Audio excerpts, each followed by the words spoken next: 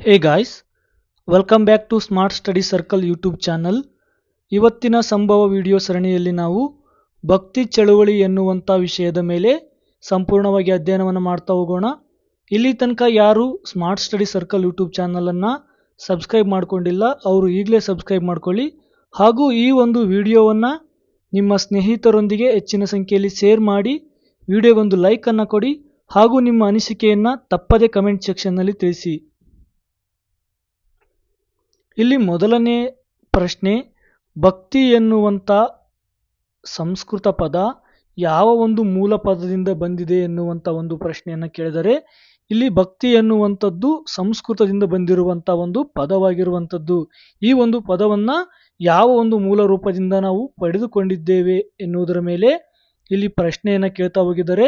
ಆಪ್ಷನ್ಗಳನ್ನು ನೋಡ್ತಾ ಹೋದರೆ ಭುಜ್, ಭುಕ್ತಿ, ಭಕ್ತಿ, ಭಕ್ತ್ ಎನ್ನುವಂಥ ಆಪ್ಷನ್ಗಳನ್ನು ನಾವಿಲ್ಲಿ ನೋಡ್ತೇವೆ. ಇಲ್ಲಿ ಸರಿಯಾದಂಥ ಉತ್ತರ ಭುಜ್ ಎನ್ನುವಂಥದ್ದು ಸರಿಯಾದಂಥ ಉತ್ತರವಾಗಿರುವಂಥದ್ದು. ಭುಜ್ ಎನ್ನುವ ಒಂದು ಮೂಲ ಪದದಿಂದ ನಾವು ಭಕ್ತಿ ಎನ್ನುವಂಥ ಒಂದು ಪದವನ್ನು ನಾವು ತೆಗೆದುಕೊಂಡಿದ್ದೇವೆ. ಭಕ್ತಿ ಪದವು ಭುಜ್ ಎನ್ನುವಂಥ ಒಂದು ಮೂಲ ಪದದಿಂದ ಬಂದಿರುವಂಥದ್ದು. ಈ ಒಂದು ಭಕ್ತಿ ಅಥವಾ ಭುಜ್ ಎನ್ನುವುದರ ಅರ್ಥವನ್ನು ನಾವು ನೋಡ್ತಾ ಹೋದರೆ ಜ್ಞಾನ ಎನ್ನುವಂಥ ಒಂದು ಅರ್ಥವನ್ನು ಕೊಡುವಂಥದ್ದು ಈ ಒಂದು ಭುಜ್ ಪದವಾಗಿರುವಂಥದ್ದು. ಅದಲ್ಲದೆ ಈ ಒಂದು ಭಕ್ತಿ ಚಳವಳಿ ಭಾರತದಲ್ಲಿ ಎಲ್ಲಿ ಪ್ರಥಮವಾಗಿ ಆರಂಭವಾಯಿತು ಎನ್ನುವುದನ್ನು ನಾವು ನೋಡ್ತಾ ಹೋದರೆ ದಕ್ಷಿಣ ಭಾರತದಲ್ಲಿ ಪ್ರಥಮವಾಗಿ ಈ ಒಂದು ಭಕ್ತಿ ಚಳವಳಿಯು ಆರಂಭವಾಯಿತು. ತಮಿಳುನಾಡಿನಲ್ಲಿದ್ದಂಥ ಆಳ್ವರು ಎನ್ನುವಂಥ 12 ಜನ ವಿಷ್ಣುವಿನ ಆರಾಧಕರು ಅಥವಾ ವೈಷ್ಣವರು, ಅವರ ಒಂದು ಪ್ರಮುಖ ಪುಸ್ತಕ ಯಾವುದಂದರೆ ಅದು ನಳರಿಯ ದಿವ್ಯ ಪ್ರಬಂಧಂ ಎನ್ನುವಂಥ ಒಂದು ಪುಸ್ತಕ. ಈ ಒಂದು ವಿಷ್ಣುವಿನ 12 ಜನ ಆರಾಧಕರಾದಂಥ ಆಳ್ವರರಿಗೆ ಸೇರಿರುವಂಥದ್ದು. ಅದೇ ರೀತಿ ಈ ಒಂದು ದಕ್ಷಿಣ ಭಾರತದಲ್ಲಿ ಭಕ್ತಿ ಚಳುವಳಿಯನ್ನು ಆರಂಭಿಸಲು ಕಾರಣವಾದಂಥ ಇನ್ನೊಂದು ಪಂಗಡವನ್ನು ನಾವು ನೋಡ್ತಾ ಹೋದರೆ ನಾಯನ್ಮಾರ್ ಎನ್ನುವಂಥ ಒಂದು ಪಂಗಡ.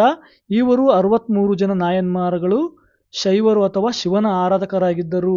ಈ ಒಂದು ನಾಯನ್ಮಾರ್ಗಳ ಒಂದು ಪವಿತ್ರ ಪುಸ್ತಕ ಅಥವಾ ರಚಿಸಿರುವಂಥ ಗ್ರಂಥ ಯಾವುದಂದರೆ ಅದು ತೇವರಂ ಎನ್ನುವಂಥ ಒಂದು ಗ್ರಂಥವನ್ನು ಈ ನಾಯನ್ಮಾರ್ಗಳು ಆರಂಭಿಸಿದರು. ಈ ಒಂದು ನಮ್ಮ ದಕ್ಷಿಣ ಭಾರತದಲ್ಲಿ ಪ್ರಥಮವಾಗಿ ಒಂದು ಭಕ್ತಿ ಚಳವಳಿಯು ಆಳ್ವಾರರು ಮತ್ತು ನಾಯನ್ಮಾರ್ಗಳ ಮೂಲಕ ಪ್ರವರ್ಧಮಾನಕ್ಕೆ ಬಂದಿತ್ತು. ಎಲ್ಲಿ ಈ ಒಂದು ನಮ್ಮ ದಕ್ಷಿಣ ಭಾರತದಲ್ಲಿ ಎನ್ನುವಂಥದ್ದು ಒಂದು ಪ್ರಮುಖವಾದ ಒಂದು ಅಂಶವಾಗಿರುವಂಥದ್ದು. ಅದೇ ರೀತಿ ಆಳ್ವಾರರು ಯಾರಂದರೆ ಅವರು ವಿಷ್ಣುವಿನ ಆರಾಧಕರು, ಅವರು 12 ಜನ. ಅವರ ಪ್ರಮುಖ ಪುಸ್ತಕ ನಳರಿಯ ದಿವ್ಯ ಪ್ರಬಂಧಂ. ಅದೇ ರೀತಿ ನಾಯನ್ಮಾರ್ಗಳಂದರೆ ಶೈವರು, ಇವರು ಶಿವನ ಆರಾಧಕರು, ಇವರು 63 ಜನ. ಅವರ ಒಂದು ಪ್ರಮುಖ ಪುಸ್ತಕ ತೇವರಮ್ಮನ್ನಾಗಿರುವಂಥದ್ದು ಒಂದು. ಅದೇ ರೀತಿ ಇಲ್ಲಿ ನಾವು ಒಂದು ಅಂಡಾಳ ಎನ್ನುವಂಥ ಒಂದು ಆಳ್ವಾರಲ್ಲಿ ಒಬ್ಬರಾದ ಅಂಡಾಳ ಎನ್ನುವರನ್ನು ಇಲ್ಲಿ ನೋಡ್ತೇವೆ. ತಮಿಳುನಾಡಿನಲ್ಲಿ ವಿಷ್ಣು ಭಕ್ತರಾದ 12 ಆಳ್ವರಲ್ಲಿ ಈ ಒಂದು ಆಂಡಾಳ್ ಎನ್ನುವರು ಸಹ ಒಬ್ಬರು. ಇವರು ಮೀರಾಬಾಯಿಯ ರೀತಿಯಲ್ಲೇ ಕೃಷ್ಣನನ್ನೇ ಪ್ರೀತಿಸಿ ಕೃಷ್ಣನನ್ನೇ ತನ್ನ ಗಂಡ ಎಂದು ಪರಿಭಾವಿಸಿರುವಂಥ ಒಬ್ಬ ಆಳ್ವಾರರ ಮಹಿಳೆ ಯಾರಂದರೆ ಅವರು ಆಂಡಾಳ ಅವರು. ಇವರು ಬರೆದಿರುವಂಥ ಒಂದು ಗ್ರಂಥ ಅಥವಾ ಪುಸ್ತಕ ಯಾವುದಂದರೆ ತಿರುಪ್ಪಮೈ ಎನ್ನುವಂಥ ಒಂದು ಗ್ರಂಥವನ್ನು ಬರೆದು ಆ ಒಂದು ಗ್ರಂಥವನ್ನು ದೇವರಿಗೆ ಸಮರ್ಪಿಸಿದಳು ಎನ್ನುವಂಥ ಒಂದು ಪ್ರತೀತಿ ಇದೆ. ಇಲ್ಲಿ ಮುಂದಿನ ಪ್ರಶ್ನೆ, ಅಕ್ಕ ಮಹಾದೇವಿಯವರ ಅಂಕಿತ ನಾಮವೇನು ಎನ್ನುವುದರ ಮೇಲೆ ಇಲ್ಲಿ ಪ್ರಶ್ನೆಯನ್ನು ಕೇಳ್ತಾ ಹೋಗಿದ್ದಾರೆ. ಆಪ್ಷನ್ಗಳನ್ನು ನಾವು ನೋಡ್ತಾ ಹೋದರೆ ಗುಹೇಶ್ವರ, ಚನ್ನಮಲ್ಲಿಕಾರ್ಜುನ, ಮಾರಯ್ಯ ಪ್ರಿಯ ಹಾಗೂ ಅಮರೇಶ್ವರ ಲಿಂಗ ಎನ್ನುವಂಥ ಆಪ್ಷನ್ಗಳನ್ನು ನಾವಿಲ್ಲಿ ನೋಡ್ತಾ ಹೋಗ್ತೇವೆ. ಇಲ್ಲಿ ಸರಿಯಾದಂಥ ಉತ್ತರ ಚನ್ನಮಲ್ಲಿಕಾರ್ಜುನ ಎನ್ನುವಂಥದ್ದು ಅಕ್ಕ ಮಹಾದೇವಿಯವರ ಅಂಕಿತ ನಾಮವಾಗಿರುವಂಥದ್ದು. ಅಕ್ಕ ಮಹಾದೇವಿಯವರ ಅಂಕಿತ ನಾಮ ಯಾವುದಂದರೆ ಅದು ಚನ್ನಮಲ್ಲಿಕಾರ್ಜುನ. ಈ ಒಂದು ಅಕ್ಕ ಮಹಾದೇವಿಯವರು 12ನೇ ಶತಮಾನದ ಪ್ರಮುಖ ವಚನಕಾರ್ತಿಯರಲ್ಲೊಬ್ಬಳು ಯಾರಂದರೆ ಅಕ್ಕ ಮಹಾದೇವಿ. ಅಕ್ಕ ಮಹಾದೇವಿಯವರು ಜನಿಸಿರುವ ಸ್ಥಳ ಯಾವುದಂದರೆ ಶಿವಮೊಗ್ಗ ಜಿಲ್ಲೆಯ ಉಡುತಡಿಯಲ್ಲಿ ಜನಿಸಿದರು. ಅವರು ತಂದೆ ನಿರ್ಮಲ ಶೆಟ್ಟಿ ಮತ್ತು ಸುಮತಿ ಎನ್ನುವ ದಂಪತಿಗಳಿಗೆ ಅಕ್ಕ ಮಹಾದೇವಿಯವರು ಜನಿಸಿದರು. ಅದಲ್ಲದೆ ಅಕ್ಕ ಮಹಾದೇವಿಯವರನ್ನ ರಾಜ ಕೌಶಿಕನೊಂದಿಗೆ ವಿವಾಹವನ್ನು ಮಾಡಿಕೊಟ್ಟಿದ್ದರು. ಅದು ಬಲವಂತದ ವಿವಾಹವಾಗಿತ್ತು. ಆದರೆ ಚನ್ನಮಲ್ಲಿಕಾರ್ಜುನನನ್ನೇ ತನ್ನ ಪತಿ ಎಂದು ಪರಿಭಾವಿಸಿದ್ದಂಥ ಅಕ್ಕ ಮಹಾದೇವಿ ಅರಮನೆಯನ್ನು ತ್ಯಜಿಸಿ ಸನ್ಯಾಸ ದೀಕ್ಷೆಯನ್ನು ಪಡೆದು ಚನ್ನಮಲ್ಲಿಕಾರ್ಜುನನ ಅಂಕಿತನಾಮದಲ್ಲಿ ವಚನಗಳನ್ನು ರಚಿಸಲು ಪ್ರಾರಂಭಿಸಿದರು. ಇವರು ಬಸವಣ್ಣನ ಅನುಭವ ಮಂಟಪದಲ್ಲಿ ಇದ್ದಂಥ ಒಬ್ಬ ಪ್ರಮುಖ ವಚನಕಾರ್ತಿಯಾಗಿದ್ದರು. ಇಲ್ಲಿ ಮುಂದಿನ ಪ್ರಶ್ನೆ, ರಾಮಚರಿತ ಮಾನಸ ಎನ್ನುವಂಥ ಒಂದು ಪುಸ್ತಕವನ್ನು ಬರೆದವರು ಯಾರು ಎನ್ನುವುದರ ಮೇಲೆ ಪ್ರಶ್ನೆಯನ್ನು ಕೇಳ್ತಾ ಹೋಗಿದ್ದಾರೆ. ಇಲ್ಲಿ ಆಪ್ಷನ್ಗಳನ್ನು ನೋಡ್ತಾ ಹೋದರೆ ಭವಭೂತಿ, ತುಳಸಿದಾಸರು, ಕಬೀರದಾಸರು ಹಾಗೂ ಪುರಂದರದಾಸರು ಎನ್ನುವಂಥ ಆಪ್ಷನ್ಗಳನ್ನು ಇಲ್ಲಿ ನಾವು ನೋಡ್ತಾ ಹೋಗುತ್ತೇವೆ. ಈ ಒಂದು ಭವಭೂತಿ ಎನ್ನುವಂಥ ಕವಿ ಬರುವುದು ಚಾಂದೇಲರ ವಂಶದ ಸಮಯದಲ್ಲಿ. ಭವಭೂತಿ ರಚಿಸಿರುವಂಥ ಕೆಲವು ಪುಸ್ತಕಗಳನ್ನು ನಾವು ನೋಡ್ತಾ ಹೋದರೆ ಮಹಾವೀರ ಚರಿತೆ, ಮಾಲತಿ ಮಾಧವ ಈ ಮುಂತಾದ ಪುಸ್ತಕಗಳನ್ನು ಭವಭೂತಿಯವರು ರಚಿಸಿರುವರು. ಅದೇ ರೀತಿ ಕಬೀರರು ರಚಿಸಿದಂಥ 2 ಸಾಲಿನ ಪದ್ಯಗಳನ್ನು ನಾವು ದೋಹಗಳಂತೇಳಿ ಕರಿತೇವೆ. ಪುರಂದರದಾಸರು ರಚಿಸಿರುವಂಥ ಸಾಮಾಜಿಕ ವಿಡಂಬನೆ ಮತ್ತು ಸಮಾಜದಲ್ಲಿ ಬದಲಾವಣೆ ತರುವಂಥ ಹಾಡುಗಳನ್ನು ನಾವು ಕೀರ್ತನೆಗಳಂತೇಳಿ ಕರಿತೇವೆ. ಹಾಗಾಗಿ ಇಲ್ಲಿ ಸರಿಯಾದಂಥ ಉತ್ತರ ತುಳಸಿದಾಸರು ರಾಮಚರಿತ ಮಾನಸ ಎನ್ನುವಂಥ ಒಂದು ಪುಸ್ತಕವನ್ನು ರಚಿಸಿರುವರು.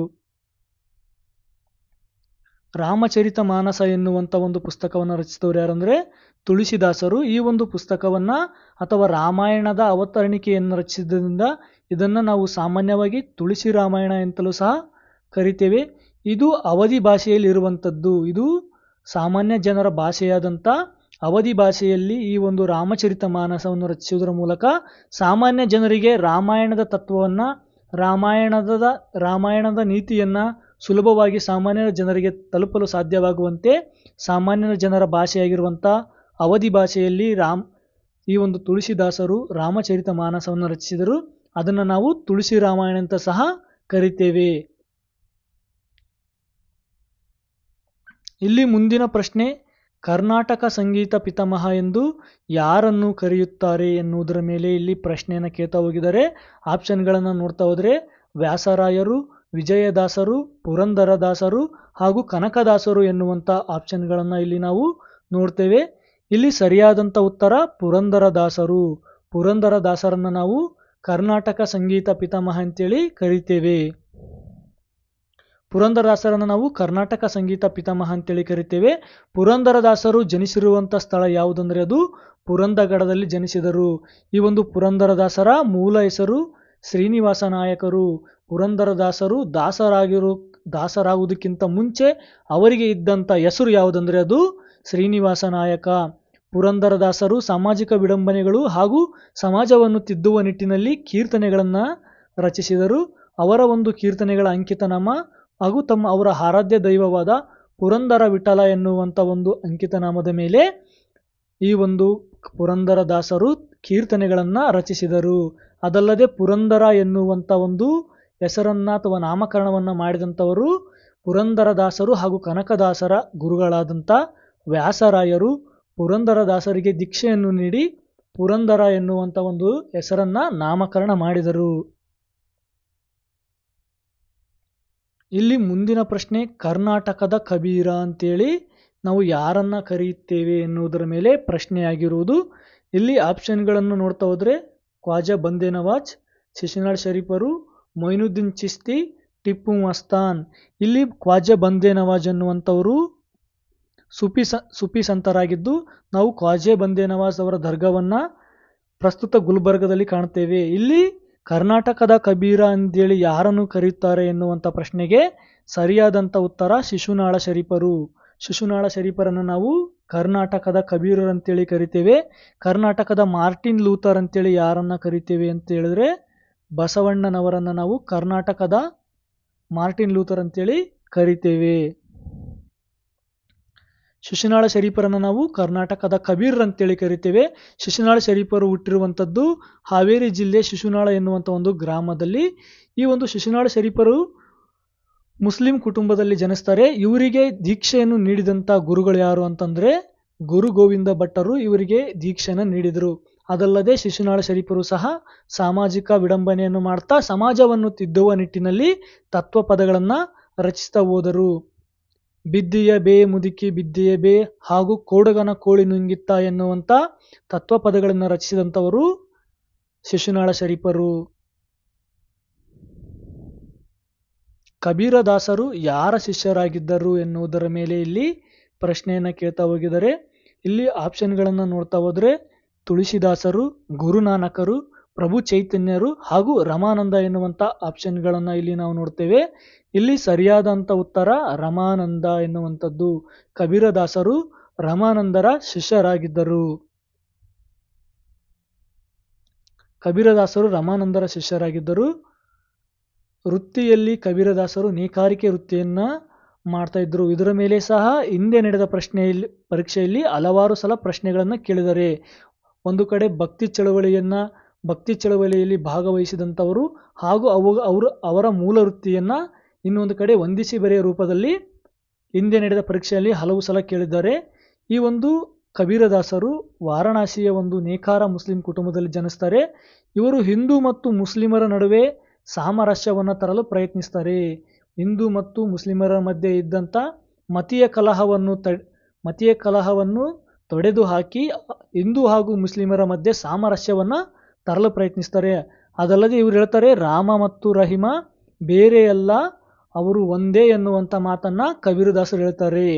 ಕಬೀರದಾಸರು ರಚಿಸಿರುವಂಥ 2 ಸಾಲಿನ ಪದ್ಯಗಳನ್ನು ನಾವು ದೋಹಗಳಂತೇಳಿ ಕರಿತೇವೆ. ಹಾಗೂ ಕಬೀರದಾಸರ ಅನುಯಾಯಿಗಳನ್ನು ನಾವು ಕಬೀರ್ ಪಂಥಿಗಳಂತೇಳಿ ಕರಿತೇವೆ. ಇಲ್ಲಿ ಮುಂದಿನ ಪ್ರಶ್ನೆ, ಪ್ರಭು ಚೈತನ್ಯರು ಎಲ್ಲಿ ಭಕ್ತಿ ಪಂಥವನ್ನ ಪ್ರವರ್ಧಮಾನಕ್ಕೆ ತಂದರು, ಅಥವಾ ಪ್ರಭು ಚೈತನ್ಯರ ಭಕ್ತಿ ಪಂಥದ ಅಥವಾ ಭಕ್ತಿ ಮಾರ್ಗದ ಕಾರ್ಯಸ್ಥಾನ ಯಾವುದು ಎನ್ನುವುದರ ಮೇಲೆ ಇಲ್ಲಿ ಪ್ರಶ್ನೆಯನ್ನು ಕೇಳ್ತಾ ಹೋಗಿದ್ದಾರೆ. ವಾರಣಾಸಿ ಅಥವಾ ಉತ್ತರ ಪ್ರದೇಶ, ಪಶ್ಚಿಮ ಬಂಗಾಳ, ತಮಿಳುನಾಡು ಹಾಗೂ ಕರ್ನಾಟಕ ಎನ್ನುವಂಥ ಆಪ್ಷನ್ನ ಇಲ್ಲಿ ನಾವು ನೋಡ್ತೇವೆ. ಪ್ರಭು ಚೈತನ್ಯರು ಸಂಬಂಧಪಟ್ಟಿದ್ದು ಪಶ್ಚಿಮ ಬಂಗಾಳ ರಾಜ್ಯಕ್ಕೆ, ಹಾಗಾಗಿ ಆಪ್ಷನ್ ಬಿ ಪಶ್ಚಿಮ ಬಂಗಾಳ ಎನ್ನುವಂಥದ್ದು ಇಲ್ಲಿ ಸರಿಯಾದ ಉತ್ತರವಾಗಿರುವಂಥದ್ದು. ಪ್ರಭು ಚೈತನ್ಯರು ಪಶ್ಚಿಮ ಬಂಗಾಳದ ನವದ್ವೀಪ ಅಥವಾ ನಾಡಿಯಾ ದ್ವೀಪ ಎನ್ನುವಂಥಲ್ಲಿ ಜನಿಸ್ತಾರೆ. ಈ ಒಂದು ಪ್ರಭು ಚೈತನ್ಯ ಅವರ ಮೂಲ ಹೆಸರು ಯಾವುದಂದ್ರೆ ವಿಶ್ವಾಂಬರ. ಈ ಒಂದು ಪ್ರಶ್ನೆಯು ಸಹ ಹಿಂದೆ ನಡೆದ ಪರೀಕ್ಷೆಯಲ್ಲಿ ಕೇಳಿದ್ದಾರೆ. ಪ್ರಭು ಚೈತನ್ಯರ ಮೂಲ ಹೆಸರು ಏನಂದ್ರೆ ವಿಶ್ವಾಂಬರ ಎನ್ನುವಂಥದ್ದು. ಇದಿಷ್ಟು ಇವತ್ತಿನ ಸಂಭವ ವಿಡಿಯೋ ಸರಣಿಯಲ್ಲಿ ನಾವು ಭಕ್ತಿ ಚಳವಳಿಯ ಬಗ್ಗೆ ಹಾಗೂ ಹಿಂದೆ ನಡೆದ ಪರೀಕ್ಷೆಯಲ್ಲಿ ಕೇಳದ ಪ್ರಶ್ನೆಗಳ ಬಗ್ಗೆ ನೋಡ್ತಾ ಬಂದೆವು. ಮುಂದಿನ ಸಂಭವ ವಿಡಿಯೋ ಸರಣಿಯಲ್ಲಿಯೂ ಸಹ ಈ ಒಂದು ಭಕ್ತಿಯ ಪಂಥದ ಅಥವಾ ಭಕ್ತಿ ಚಳವಳಿಯ ಮುಂದುವರೆದ ಭಾಗವನ್ನ ಮುಂದಿನ ವಿಡಿಯೋದಲ್ಲಿ ನೋಡ್ತಾ ಹೋಗೋಣ. ಈ ಒಂದು ವಿಡಿಯೋವನ್ನ ನಿಮ್ಮ ಸ್ನೇಹಿತರೊಂದಿಗೆ ಹೆಚ್ಚಿನ ಸಂಖ್ಯೆಯಲ್ಲಿ ಶೇರ್ ಮಾಡಿ, ವಿಡಿಯೋಗೊಂದು ಲೈಕ್ ಅನ್ನು ಕೊಡಿ ಹಾಗೂ ನಿಮ್ಮ ಅನಿಸಿಕೆಯನ್ನ ತಪ್ಪದೆ ಕಮೆಂಟ್ ಸೆಕ್ಷನ್ ನಲ್ಲಿ ತಿಳಿಸಿ.